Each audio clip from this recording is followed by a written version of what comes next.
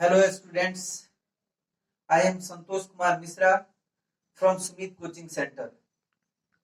Guys, आज हम लोग क्लास 10th की एक्सरसाइज 8.1 की चर्चा करेंगे।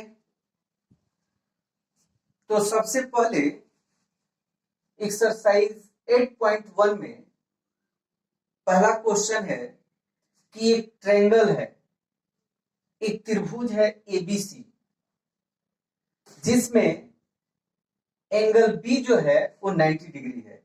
Angle B equal to 90 degree है और AB का लेंथ जो है, AB की लंबाई जो है वो 24 cm है और BC की लंबाई जो है वो 7 cm है, यानी ये 7 cm है और ये जो है 24 cm है।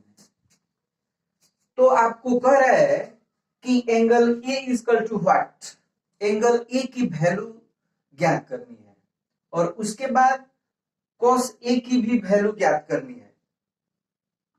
तो सबसे पहले ये ट्रायंगल एबीसी जो है, इस ट्रायंगल एबीसी में इसके पहले वाले लेक्चर में आप लोगों को ये चीज बता चुके हैं कि ये एबीसी जो है एंगल बी 90 डिग्री है, इसलिए एबीसी जो है वह एक समकोण त्रिभुज है।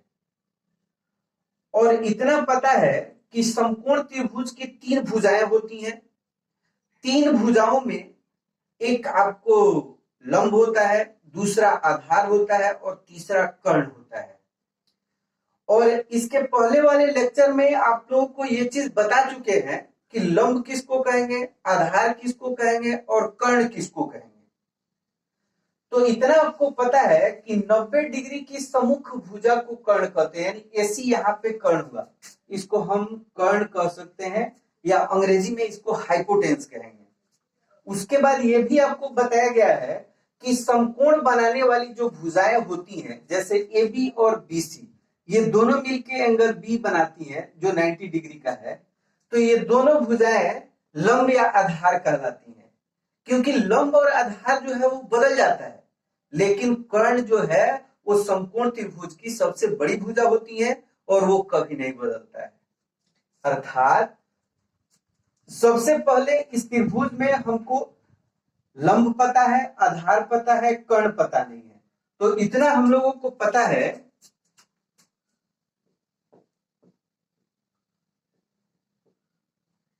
In triangle ABC angle B equal to 90 degree है, इसलिए H square equal to P square plus B square. इसको हम लिख सकते हैं बाई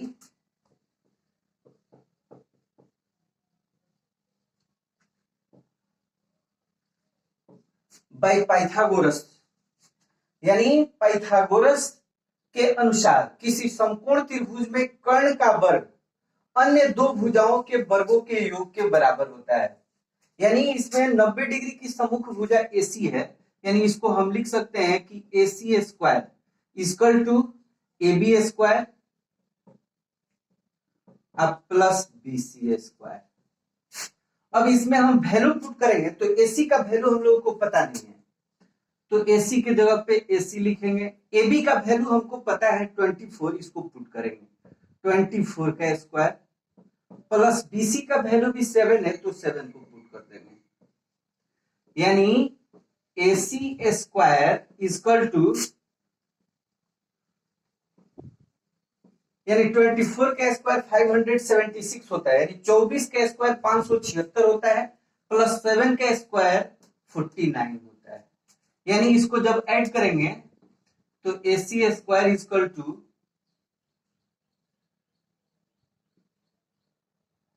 625, यानी 625 हो गया।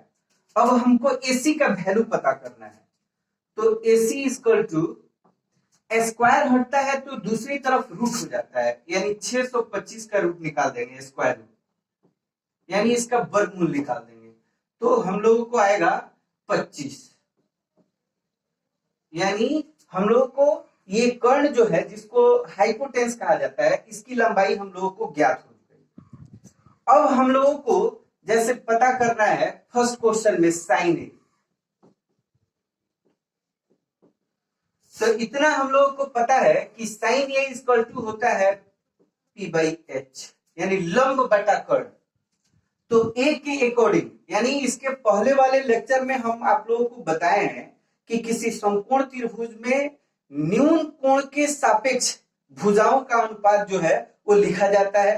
तो कुल त्रिकोणमितीय अनुपात जो होता है वो 6 होता है, यानी इसीलिए ये 6 अनुपात जो होता है इनको हम sine, cos, tan, cot, sec और कोसेक से निरूपित करते हैं।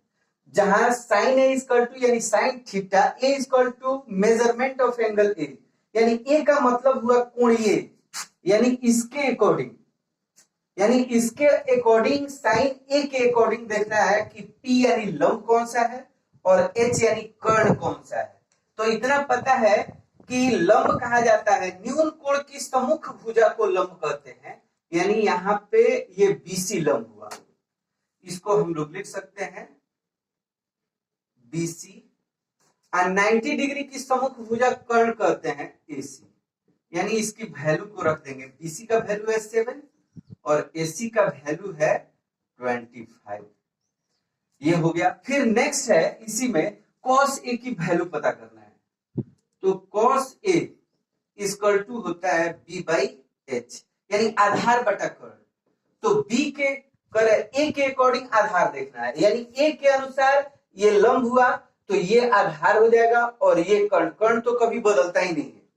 तो यानी ए के अनुसार बीसी लंब हुआ और आधार हुआ ए बी, यानी इसको लिखेंगे ए बी अब बाई कर्ण एसी हो गया। यानी इसको हम लिख सकते हैं ए बी का वैल्यू है 24 और एसी का वैल्यू है 25, ये आपको आंसर हुआ। नेक्स्ट इसी में एक और क्वेश्चन है कि साइन सी और कोस सी का भी मान निकालना है। जैसे साइन सी, फिर वही लिखेंगे P बाई एच, यानी लंब बाई कर्ण। तो सी के अनुसार देखेंगे और सी के अनुसार देखना है इसके अनुसार। तो इसके अनुसार इसकी सम्मुख भुजा ए बी जो है वो लंब हो गया, यानी लंब यानी P के जगह पे हम लिख देंगे ए बी। सी के अनुसार लंब ए बी हो गया और कर्ण ए सी, यानी इसकी वैल्यू को पुट करेंगे तो ए बी का वैल्यू है 24 और एसी का वैल्यू है 25। फिर उसी तरह कह रहा है कि cos सी की वैल्यू पता करनी है, cos सी।